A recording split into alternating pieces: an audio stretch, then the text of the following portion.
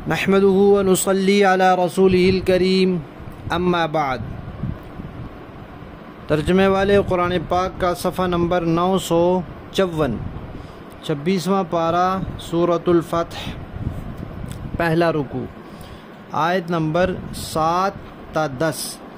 اعوذ باللہ من الشیطان الرجیم، بسم اللہ الرحمن الرحیم۔ وَلِلَّهِ جُنُودُ السَّمَاوَاتِ وَالْأَرْضِ وَكَانَ اللَّهُ عَزِيزًا حَكِيمًا۔ إِنَّا أَرْسَلْنَاكَ شَاهِدًا وَمُبَشِّرًا وَنَذِيرًا لِتُؤْمِنُوا بِاللَّهِ وَرَسُولِهِ وَتُعَزِّرُوهُ وَتُوَقِّرُوهُ وَتُسَبِّحُوهُ بُكْرَةً وَأَصِيلًا۔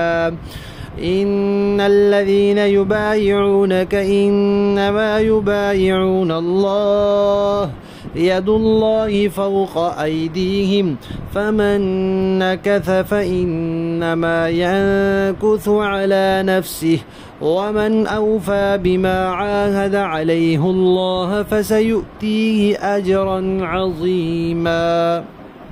صدق الله العظيم۔ پچھلی آیت میں اس بات کا تذکرہ آیا تھا کہ جو منافق ہیں اور جو مشرک ہیں ان کے اوپر تو اللہ کا غضب ہے اور لعنت ہے اور ان کے لیے دوزخ ہے۔ اب یہاں سے اللہ تعالیٰ ایک بات ارشاد فرما رہے ہیں۔ صحابہ کرام کو اللہ تعالیٰ نے فرمایا تھا کہ یہ اللہ کا لشکر ہے، تو فرمایا کہ زمین آسمان میں اللہ کے بہت سے لشکر ہیں، لہذا اللہ تعالیٰ تو کسی کے محتاج نہیں ہے، لیکن جو اللہ کے دین کی مدد کرتا ہے وہ اپنا فائدہ کرتا ہے اور اپنے آپ کو اللہ کے لشکر میں شامل کر لیتا ہے۔ تو جیسے صحابہ کرام نے کیا، صحابہ کرام نے اپنا تن من دھن رسول اللہ پر اور اللہ کے دین پر لٹا دیا اور قیامت تک کے لیے نمونہ اور مثال بن گئے۔ جگہ جگہ اللہ اور اللہ کے رسول نے ان کی گواہیاں دی ہیں، ان کی عظمتیں بیان کی ہیں، ان کے فضائل بیان کیے اور امت کو ان کے بارے میں، امت کی زبان کو تالا لگایا ہے کہ بری بات ان کے بارے میں تم نہیں کہہ سکتے، تنقید نہیں کر سکتے، اعتراض نہیں کر سکتے، ان کی کوئی خامی پر انگلی نہیں اٹھا سکتے، تمہارا منہ ہی نہیں ہے، تمہارا حق ہی نہیں ہے، تمہاری یہ شکل ہی نہیں ہے، پابندی لگا دیا بالکل۔ لیکن جب وہ تھے تو اس وقت اللہ تعالیٰ نے یہ آیت بھی نازل کی کہ جو کوئی کرتا ہے اللہ محتاج نہیں ہے، انسان اپنے فائدے کے لیے کرتا ہے، اور اللہ زبردست ہیں، غالب ہیں، لیکن حکمت والے ہیں، فوراً پکڑ نہیں کرتے اور کافروں کو بھی فوراً سزا نہیں دیتے، ایمان والوں کو بھی فوراً نہیں دیتے، مہلت دیتے ہیں، ان کی اپنی حکمت ہوتی ہے اس کے مطابق۔ پھر نبی پاک صلی اللہ علیہ وسلم کے اوصاف بیان فرمائے ہیں، اور یہ جو صحابہ کرام کو اللہ کا لشکر فرمایا ہے اس میں ان کو تسلی بھی دی ہے اور کفار کو ڈرایا بھی ہے کہ بھئی یہ اللہ کا لشکر ہے اور اللہ کے لشکر کو کون ہرا سکتا ہے۔ نبی پاک صلی اللہ علیہ وسلم کے اوصاف بیان کیے ہیں، شاہد ہیں، مبشر ہیں اور نذیر ہیں۔ شاہد کا معنی ہوتا ہے گواہی دینے والا، دیکھ کر گواہی دینے والا۔ تو نبی پاک صلی اللہ علیہ وسلم اپنے پاس موجود لوگوں کے حالات دیکھنے والے تھے، صحابہ کرام کو دیکھتے تھے کہ کس طرح انہوں نے دین کے لیے قربانیاں دی اور کیسی کیسی خدمات پیش کی، اور جو منافقین تھے ان کو بھی دیکھ رہے تھے کہ جب جہاد کا موقع آتا ہے تو بہانے بنا بنا کر پیچھے رہ جاتے ہیں، مال خرچ کرنے کا موقع آتا ہے تو بھی ان کی جان نکل رہی ہوتی ہے، اور جو کفار تھے ان کو بھی، جو ان کے سامنے تھے، پاس موجود تھے، ان کو بھی دیکھ رہے تھے کہ ان کو میں دعوت دیتا رہا ہوں 13 سال تک یہ نہیں مانتے، انہوں نے ایمان ہی نہیں لائے۔ خود اپنے چچا کو دیکھا کہ مرنے کا وقت ہے، موت کا وقت قریب ہے، اور میں حضور کہے جا رہے ہیں کہ کان میں کلمہ پڑھ لیں لیکن نہیں پڑھا کلمہ۔ تو یہ سارے احوال جیسے ہر انسان اپنی زندگی میں اپنے دائیں بائیں دیکھتا ہے، اللہ کے رسول نے بھی دیکھے ہیں۔ تو اب وہ قیامت کے دن ان احوال کی گواہی دیں گے کہ یہ میرے سامنے جو لوگ تھے ان میں کچھ نہیں ماننے والے تھے، کافر تھے، کچھ ایمان والے تھے، ایسی شاندار خدمات انجام دینے والے، میرے دفاع کرنے والے، تحفظ کرنے والے، مجھ پر مر مٹنے والے، اور یہ منافق بھی تھے نقصان پہنچانے والے، تو گواہی دیں گے۔ اور بشارت دینے والے ہیں جو دنیا میں ان کے دین کو قبول کرنے والے، عقیدہ اور عمل اور اخلاق سنوارنے والے ہیں، ان کے لیے بشارت ہے، اور جو نہیں سنوارنے والے ان کے لیے ڈراوا ہے۔ بعض لوگوں نے جہالت کی وجہ سے یا تعصب کی وجہ سے شاہد کا معنی کر لیا حاضر ناظر، حالانکہ حضرات مفسرین کرام، ائمہ کرام، فقہاء کرام 1400 سال کے اہل سنت یہی لکھتے چلے آئے ہیں کہ حاضر ناظر صرف اللہ تعالیٰ کی ذات ہے۔ اللہ تعالیٰ کی ذات کے علاوہ کسی کو حاضر ناظر سمجھنا یہ اللہ تعالیٰ کی صفات میں شرک ہے، اور کوئی دلیل نہیں ہے اس کے اوپر شریعت میں کہ اللہ کی ذات کے علاوہ بھی کوئی حاضر ناظر ہو۔ پھر اس کے بعد فرمایا کہ اے ایمان والو، اللہ تعالیٰ نے نبی پاک صلی اللہ علیہ وسلم کو جو بھیجا ہے اس کا اصل مقصد کیا ہے کہ تم لوگ اللہ کی اطاعت اور صحیح عبادت والی زندگی اپناؤ، تاکہ تم ایمان لاؤ اللہ پر، اللہ کے رسول پر، اور جب موقع ملے پھر مدد کرو اللہ کے رسول کی، یعنی اللہ کے دین کی مدد کرو، اور رسول کی تعظیم کرو، ان کی توقیر کرو، ان کی عزت کرو، ان کی عظمت دل میں بٹھاؤ، اور تم صبح و شام اللہ کی تسبیح کرو، یعنی پابندی کے ساتھ نمازیں پڑھو۔ یہ اللہ کے نبی کو اللہ نے اس لیے بھیجا ہے تاکہ تمہارا عقیدہ، عمل، اخلاق سنور جائے، ٹھیک ہو جائے۔ اس کے بعد پھر بتایا کہ صلح حدیبیہ کے موقع پر درخت کے نیچے نبی پاک صلی اللہ علیہ وسلم نے جو بیعت لی تھی وہ اس بات پر تھی کہ حضرت عثمان کا بدلہ لیں گے اور موت تک یہاں سے پیچھے نہیں ہٹیں گے۔ تو بعض صحابہ کرام کہتے ہیں ہم نے بیعت کی کہ ہم لڑیں گے، اور بعض کہتے ہیں ہم نے بیعت کی موت پر، یعنی جب تک زندگی میں جسم میں جان ہے، زندگی ہے، تب تک لڑتے رہیں گے، مرنے تک میدان سے بھاگیں گے نہیں۔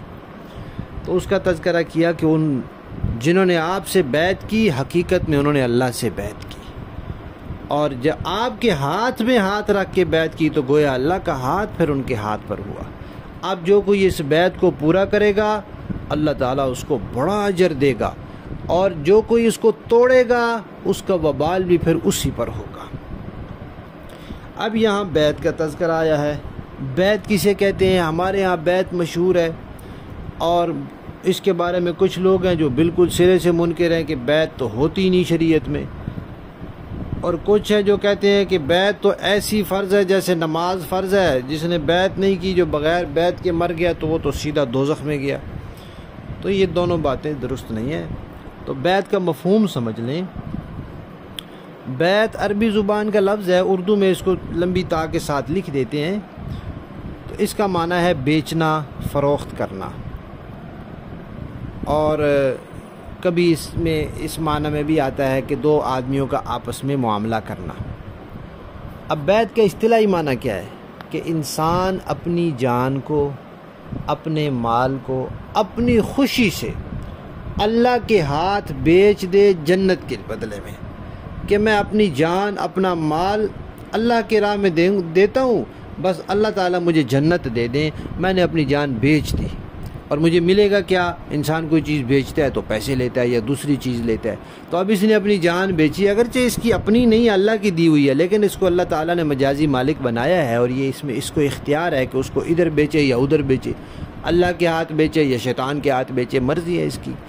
تو اس نے اللہ کے ہاتھ بیچ دی اپنی خوشی سے کہ اللہ تعالیٰ مجھے جنت عطا کرے۔ قرآن پاک میں آتا ہے نا، ان اللہ اشتری من المؤمنین انفسهم واموالهم بان لهم الجنہ، اللہ تعالیٰ نے ایمان والوں کی جانیں اور ان کے مال خرید لیے ہیں جنت کے عوض۔ تو جب انسان کسی سے بیعت کرتا ہے تو وہ یہی بیعت ہوتی ہے کہ بھئی کسی کے ہاتھ میں ہاتھ دے کر انسان وعدہ کرتا ہے کہ بس میری جان بھی اللہ کے لیے اور میرا مال بھی اللہ کے لیے اور مجھے جنت چاہیے بس۔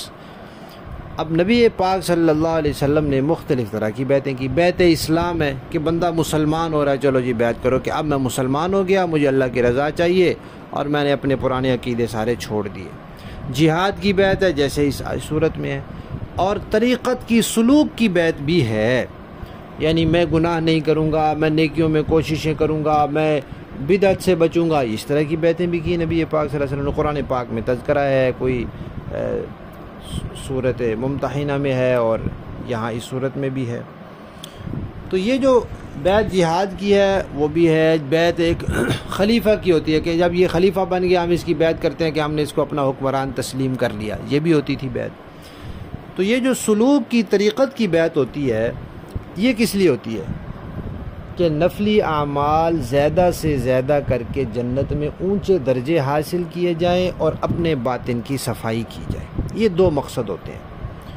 فرائض واجبات تو ہر بندے نے کرنے ہی کرنے ہیں، اور اس میں بھی کبھی انسان سے کوتاہی ہوتی ہے۔ نفلی اعمال جو ہیں وہ شرعاً ضروری تو ہیں نہیں، فرض واجب تو ہیں نہیں، لیکن ہمت کر کے ان پر عمل کر سکتا ہے۔ اس ہمت میں شیطان اور انسان کا نفس رکاوٹیں ڈالتے ہیں، انسان کا باطن گناہوں کی وجہ سے کچھ میلا ہو جاتا ہے، کچھ انسان کے اندر روحانی بیماریاں پیدا ہوتی رہتی ہیں، تو ان کے لیے پھر کسی رہنما کی، کسی طبیب کی، کسی معالج کی ضرورت ہوتی ہے۔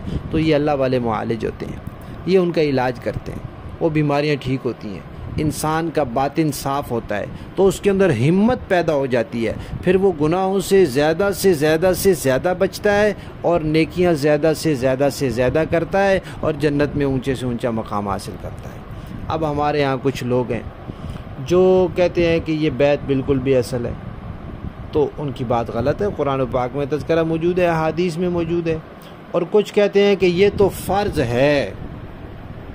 بھئی جو آدمی اس کے بغیر گناہوں سے نہیں بچ سکتا اس کے لیے واجب ہے، جو اس کے بغیر فرائض پورے نہیں کر سکتا اس کے لیے واجب ہے، جو اس کے بغیر فرائض واجبات پورے کر رہا ہے اس کے لیے پھر مستحب ہے، بلکہ سنت ہے کہ وہ بیعت کرے تاکہ نفلی اعمال بھی زیادہ سے زیادہ کرے اور اپنے باطن کو صاف کرے۔ تو اہل سنت کا نظریہ یہی ہے کہ بیعت کا قرآن حدیث سے ثبوت ہے، اور آخرت میں نجات کا مدار صحیح اعمال اور صحیح عقیدے پر ہے۔ البتہ بیعت کے بڑے فائدے دو ہوتے ہیں، ایک یہ کہ نفلی اعمال میں اضافہ ہو جاتا ہے، جنت میں اونچے درجے مل جاتے ہیں، اور دوسرا یہ کہ باطن کی صفائی ہو جاتی ہے، اخلاق سنور جاتے ہیں، باطنی روحانی بیماریوں سے انسان کو نجات مل جاتی ہے۔ بیعت کا تذکرہ حدیث میں بکثرت آیا ہے۔ نبی پاک صلی اللہ علیہ وسلم نے انصار کی عورتوں سے بیعت لی تھی کہ نوحہ نہیں کریں گی، مرنے والی پر زور زور سے روئیں گی نہیں۔ اسی طرح چند مہاجرین سے جو بہت ہی بیچارے کمزور تھے ان سے بیعت لی تھی کہ کسی سے سوال نہیں کرنا، کسی چیز کا مانگنا نہیں کسی سے، اس سے بیعت لی آپ صلی اللہ علیہ وسلم نے۔ اسی طرح ایک آپ نے صحابی سے بیعت لی کہ بھئی ہر مسلمان سے خیر خواہی کرنی ہے۔ اسی طرح ایک قوم سے آپ نے بیعت لی کہ بھئی اللہ سے ڈرنا ہے، اللہ کے علاوہ کسی سے نہیں ڈرنا کہ کوئی ملامت کرے گا، کوئی کچھ کہے گا، حق بات کہنی ہے اور جہاں بھی ہو حق بات کہنی ہے، کسی سے نہیں ڈرنا، یہ بھی آپ نے بیعت لی۔ یہ بھی آپ نے بیعت لی کہ بھئی سنت پر قائم رہنا ہے اور بدعت سے بچنا ہے، یہ بھی بیعت ہے۔ تو یہ ساری حدیث میں، احادیث میں یہ بیعت کا تذکرہ موجود ہے۔ قرآن پاک میں بھی موجود ہے کہ اللہ تعالیٰ نے فرمایا کہ نبی پاک صلی اللہ علیہ وسلم نے بیعت لی کہ عورتوں سے کہ چوری نہیں کریں گی، بدکاری نہیں کریں گی، شرک نہیں کریں گی، کفر نہیں کریں گی، یہ تو ان بیعت کا تذکرہ موجود ہے۔ اس کا انکار کرنا جو ہے وہ گمراہی ہے۔ لفظی معنی دیکھیے، وَلِلَّهِ اللہ کے لیے جنود السماوات آسمانوں کے لشکر ہیں، والارض اور زمین کے، وَكَانَ اللَّهُ اور ہے اللہ تعالیٰ عزیزاً زبردست، حکیماً حکمت والا۔ اِنَّا بے شک ہم نے ارسلناک آپ کو بھیجا شاہداً گواہ بنا کر، ومبشراً اور خوشخبری دینے والا، ونذیراً اور ڈر سنانے والا، لِتُؤْمِنُوا تاکہ تم لوگ ایمان لاؤ، باللہ ورسولہ اللہ پر اور اس کے رسول پر، وَتُعَزِّرُوهُ اور اس کی مدد کرو، وَتُوَقِّرُوهُ اور اس کی تعظیم کرو، وَتُسَبِّحُوهُ اور اللہ کی تسبیح کرو، بُکْرَةً صبح وَأَصِيلًا اور شام کو۔ ان الذین بے شک جن لوگوں نے یبایعونک جو لوگ یبایعونک بیعت کر رہے ہیں آپ سے، انما سوائے اس کے نہیں، یبایعون اللہ وہ اللہ سے بیعت کر رہے ہیں۔ ید اللہ تو گویا اللہ کا ہاتھ، فوق ایدیہم ان کے ہاتھوں پر ہے۔ کیسے ہے اللہ کو پتہ ہے، اللہ کی شان ہے جیسے۔ فمن نکث پھر جس نے توڑ دیا اپنا عہد، فانما سوائے اس کے نہیں، ینکث علی تو اس نے توڑا، علی نفسی اپنی ذات پر، یعنی اس کا وبال اسی پر ہوگا۔ ومن اوفی اور جس نے پورا کیا، بما اس کو، عاہد علیہ اللہ جس پر اس نے اللہ سے عہد کیا تھا، بیعت کی تھی، فسیؤتیہ تو ضرور ان قریب اللہ تعالیٰ دے گا اسے، اجرا عظیما اس کا بڑا اجر۔ با محاورہ دیکھیں گے، وَلِلَّهِ جُنُودُ السَّمَاوَاتِ وَالْأَرْضِ وَكَانَ اللَّهُ عَزِيزًا حَكِيمًا، اور آسمانوں اور زمین کے تمام لشکر اللہ ہی کے ہیں، اور اللہ اقتدار کا بھی مالک، اللہ اقتدار والا ہے، یعنی زبردست ہے اور حکمت والا ہے۔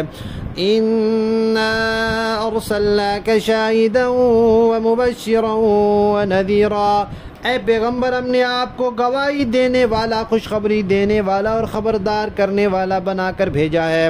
لِتُؤْمِنُوا بِاللَّهِ وَرَسُولِهِ وَتُعَزِّرُوهُ وَتُوَقِّرُوهُ وَتُسَبِّحُوهُ بُكْرَةً وَأَصِيلًا، تاکہ اے لوگو تم اللہ اور اس کے رسول پر ایمان لاؤ اور اس کی مدد کرو اور اس کی تعظیم کرو اور صبح و شام اللہ کی تسبیح کرتے رہو۔ ان الذین یبایعونک انما یبایعون اللہ، اے پیغمبر جو لوگ آپ سے بیعت کر رہے ہیں وہ حقیقت میں اللہ سے بیعت کر رہے ہیں۔ ید اللہ فوق ایدیہم، اللہ کا ہاتھ ان کے ہاتھوں پر ہے۔ فمن نکث فانما ينکث علی نفسہ، اس کے بعد جو کوئی عہد توڑے گا اس کے عہد توڑنے کا وبال اسی پر پڑے گا۔ ومن اوفی بما عاہد علیہ اللہ فسیؤتیہ اجرا عظیما، اور جو کوئی اس عہد کو پورا کرے گا جو اس نے اللہ سے کیا ہے تو اللہ اس کو زبردست ثواب عطا کرے گا۔ صدق اللہ العظیم۔